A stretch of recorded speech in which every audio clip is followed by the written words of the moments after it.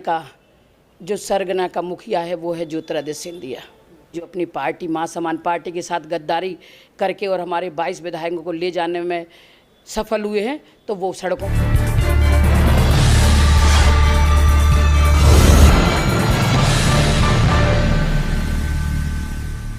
मैं हूं राजा भैया पाल। इस समय मैं भांडर विधानसभा क्षेत्र में हूं, जहां पर हमारे बीच भोपाल से मध्य प्रदेश से कांग्रेस कमेटी के महिला प्रदेश अध्यक्ष साथ मांडवी चौहान हमारे साथ जुड़ी हुई हैं। एक बड़ा मुद्दा लेना चाहेंगे। वर्तमान में जिस प्रकार से अतिथि शिक्षक समूचे मध्य प्रदेश में जो आंदोलन कर रहे हैं, रथ यात्रा कर रहे हैं, और ये एक बात भी मैं आपको याद दिलाना चाहूँगा, जब ज्योतिरादित्य सिंधिया जी ने कहा था कि यदि अतिथि शिक्षकों को नियमित नहीं किया गया तो मैं सड़कों पर उतरूँगा। आज अतिथि शिक्षक सड़क पर उतर रहे हैं।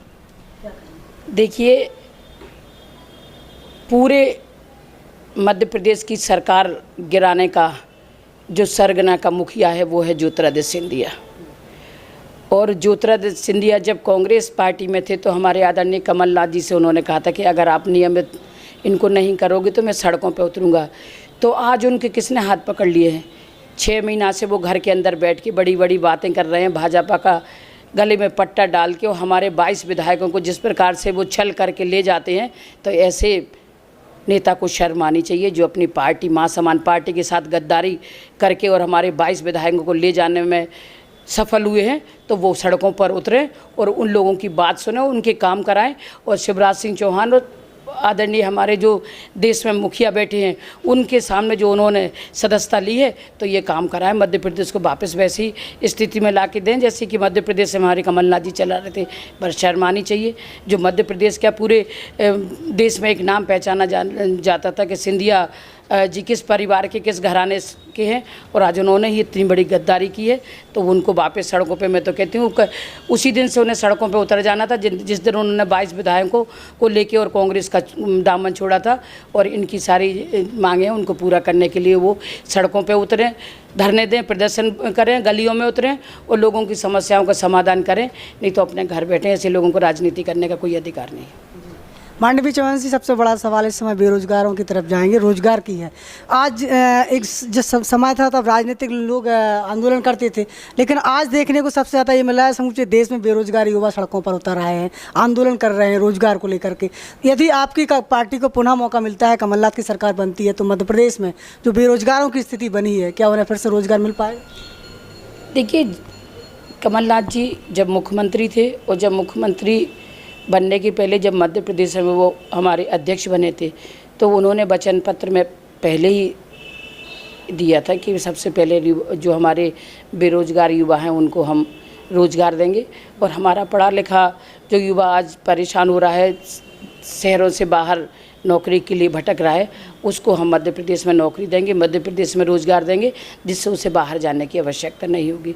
क्योंकि हमारी सरकार 15 महीने रही और 15 महीने में जितना हो सकता था उससे कहीं ज़्यादा आदरणीय कमलनाथ जी ने किया है। पुनः हमारी सरकार बनेगी तो जो हमारे युवा परेशान हो रहे हैं उनको रोज़गार मिलेगा, उनको नौकरियाँ मिलेंगी और मध्य प्रदेश वापस हमारा खुशहाल होगा।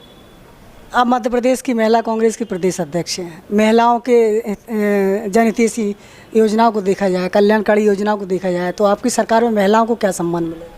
देखिए, सबसे पहले 15 साल की सरकार जो अपने आप को बहनों का भाई और बेटियों का मामा कहे जाने वाले शिवराज सिंह चौहान, जब हमारी सरकार बनी तो आदरणीय कमलनाथ जी ने सबसे पहले मध्य प्रदेश में उन बेटियों की शादी के लिए 51,000 रुपये देना शुरू किया और डायरेक्ट उनके खाते में जाना शुरू किया।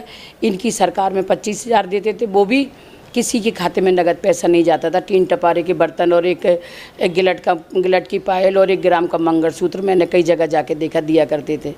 तो कभी उनके पास वो रकम नहीं पहुंची जिससे उस परिवार को थोड़ी सी हिम्मत और ताकत मिले। लेकिन हमारे जैसे ही मुख्यमंत्री कमलनाथ जी बने उन्होंने 51,000 देना शुरू किया और जैसे ही वापस शिवराज सिंह चौहान की सरकार आई उन्होंने उसको घटाकर 28,000 कर दिया।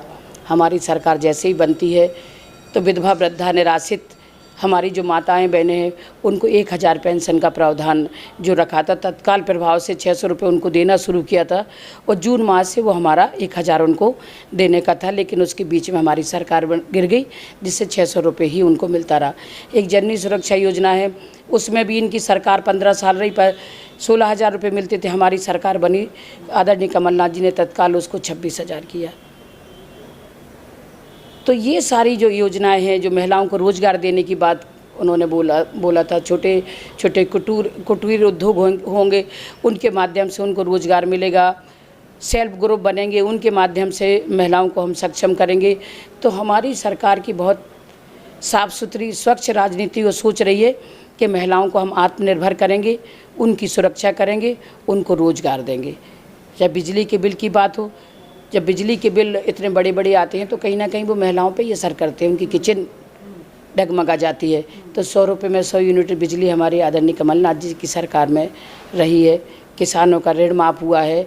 किसानों की जहाँ बात आती है, आज बीजेपी ने क्या किया है आप देख रहे हैं। बीमा की जो रकम आ रही है वो क्या आ रही है, 1 रुपये 2 रुपये 50 पैसे 1.5 रुपये इस तरीके से डाल रहे हैं। तो इनकी जो